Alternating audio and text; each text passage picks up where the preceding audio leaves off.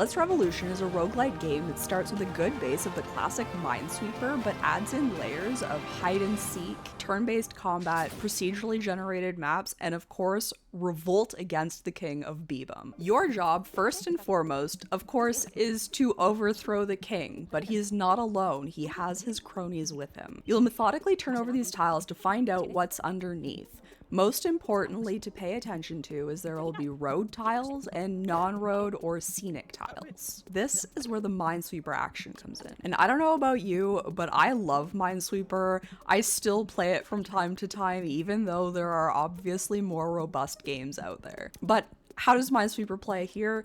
Basically, each scenic tile will have a number on it telling you how many road tiles are on there, the same way that in Minesweeper, every number tells you how many mines are touching it. The slight difference here, of course, is that not every road tile is going to hurt you, but it could. In order to avoid being hurt by the king's cronies, you must uncover or avoid stepping on road tiles, depending on what character you're playing. The easiest way to uncover tiles is by attacking them, and in doing this, you may also attack the cronies underneath. Some of them only have 1 HP, and you won't have to deal with them anymore. However, if the crony is left alive, you will notice that it has a timer underneath it, and no matter where you are on the map, they will act when that timer goes off.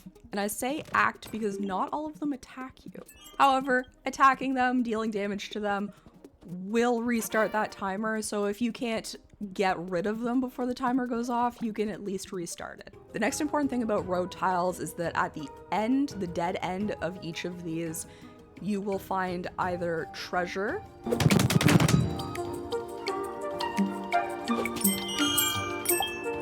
a shopkeeper, or the king. Treasure simple, it's a chest, it usually has gold, it may have a green gem which goes to unlocking things within the game, or there might be an item there as well. As far as the shopkeepers go, there are 3 and they each provide you an opportunity to upgrade or buy things from them. They are each unique. Gemma at the gym will upgrade the passive skills that you'll see at the side of your screen.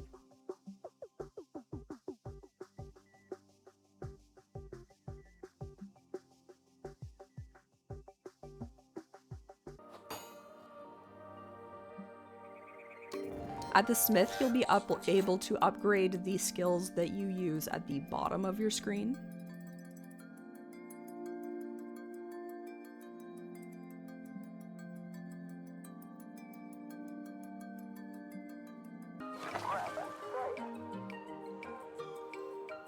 And at Chovy's shop, you'll be able to buy items as well as upgrade your health, your energy, refill your health, and refill any of the consumable items at the bottom like the bow.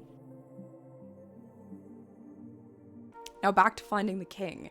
There are 10 levels in each run, and for the first 9 levels, you are searching for the king, and once you find him, he runs away like the coward that he is.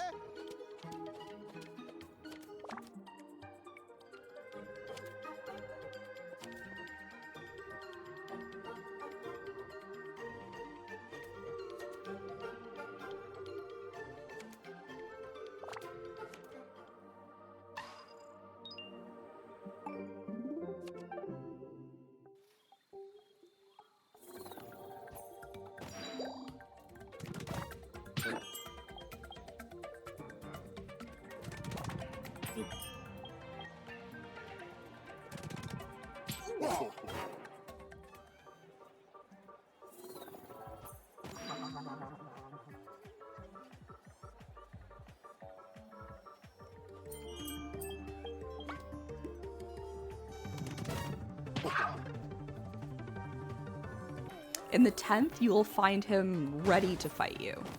The 10th level is the same as every other one except for the king, and the king is a little bit more difficult to defeat than other enemies that you'll see up until this point. He has far more health, and when he is dealt damage, he will move to a new space, as well as drop a mine somewhere on the map.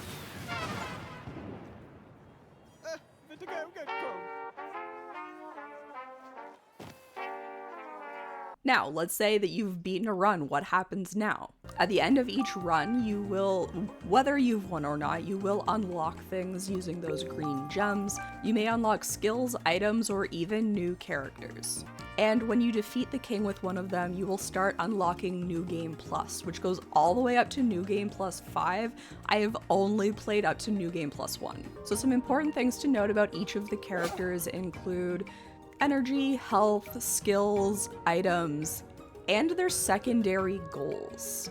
The skills and items that each character starts with, you'll see at the bottom of your screen. Some of them may cost energy, most of them will cost you a turn, but some that are marked as a free action will not. Some of these actions will also have a cooldown on them, meaning that you need to use them in such a way that you have them when you need them. Gaining energy back will look different for each of the characters, but gaining your health back can be done at Chovy's shop. So the character that you start off with is called Trooper. They're very much a fighter, up close and personal with the cronies, using roundhouse kicks as their beginning action. This roundhouse kick, of course, is also used to uncover tiles and will hit every tile around the tile you're on. You also begin with a bow, which also deals damage and will do so at a distance. Their secondary goal is to defeat all of the enemies on the board, so even if you've found the king, it's probably a good idea to go around and unlock the whole map. The other reason to unlock the whole map is that's how this character gains energy. The second character that opens up is Count Leo, or Shadow. His fighting style is quite the opposite from the Trooper in that he likes to hide in the shadows. Though he does have some damage available with the backstab, that is less his forte. Avoiding enemies as well as avoiding turning over tiles is more his bread and butter. What I found interesting is that he can move a little bit further with each step he takes, so that does help in avoiding those enemies. He also has skills that will hide tiles, so if there are enemies that you're worried about, it's a good idea to hide those tiles. They're no longer there. His secondary goal is to have as few tiles turned over as possible, and because his energy is full at the beginning of every turn, I liked to go back and try to cover up as many as I could with remaining energy using my cartwheel.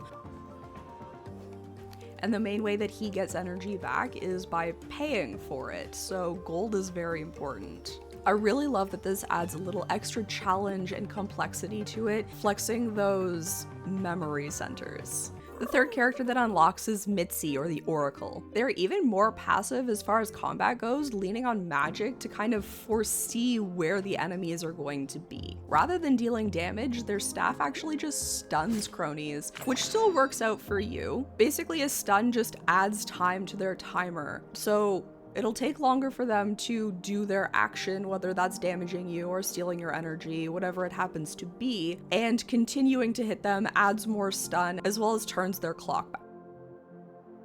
This character was by far the most difficult to play, but after watching back me playing, I think I've already learned a couple of things and I'm excited to try again, because I have not actually beaten the king with this character, unlike the other two.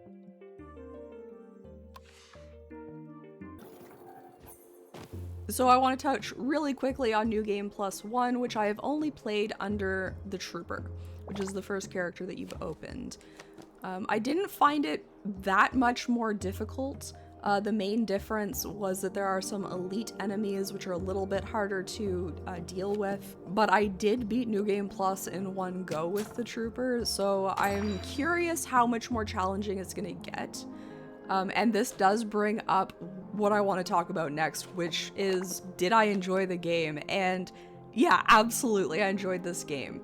I have been playing it the past couple weekends. I played like an hour or two of it as my morning coffee game, and I feel like it's very similar to if you were a person who likes to do like the paper crossword in the morning.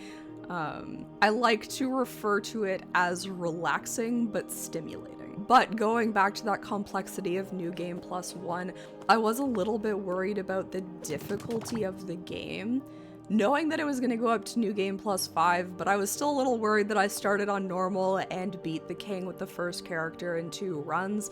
I generally don't think of myself as very good at games, but That being said, I have played a lot of Minesweeper in my time, so that might have given me a little bit of an edge. But I no longer really have this worry about it, knowing that I can go to New Game Plus 5, not to mention that each character that I've unlocked so far has definitely made it a little bit more challenging to play. So I can only imagine that it's going to continue down that road with the next 3 characters, as well as having so many difficulties coming my way. Otherwise, there's nothing that I don't like about this game. The first thing that I noticed was that it was going to have a very diverse character design. This diversity comes in so many ways, from size of character to color of skin, as well as age, and also includes non-human characters. I also just think the design of some of the characters is super cool. We have Chovy in his bubble suit with bubbles containing things around him. We have the Smith, who is a robot of some sorts floating there. And also Mitzi, who I just think is super cute with the little feather dress. I'm excited to see what the other 3 characters are. Another really important thing to note is just the immense content the game will provide. I've definitely not opened up all of the skills and items available to me, as well as the characters and the difficulties that I've already talked about a bunch. Getting into the game was really easy, but that didn't take away from the challenge of the game. The mechanics were very well laid out, easy to understand, which left the difficulty of the game to the actual puzzle rather than what button do I press again, which is something me as a not so good gamer sometimes has trouble with. The last thing I want to mention is just the diversity of foe as well. A lot of the time, enemies are only attacking you, dealing health damage, but this one has some really interesting enemies. So they have the regular damage dealing ones, but they also have ones that will steal your energy, steal your gold, or just call other enemies out of hiding, making it more dangerous for you and having to take care of them, while also worrying about the hornblower bringing more. So all in all, it's a great game. I think you should definitely pick it up, and lucky for you, for the next couple of days, it's actually on sale on Steam. So if you're getting to this video right away, go click the link down below. So go grab the game, grab your morning beverage, and enjoy a relaxing but stimulating morning. Thanks for watching. I hope this helped you decide if Let's Revolution is for you, and stay tuned for some updates on me getting to New Game Plus 5 with the first character. I think that will be the first thing that goes up on the channel. As far as this game goes, keep your eyes out for more reviews, some more Let's Plays, and of course those shorts. If you don't want to miss them, you know what to do. Go click all the buttons down below, and if you pick up this game, please come back, let me know what you thought. Tell me if you agree with me. I hope you had fun, I had a blast, catch you next time, bye.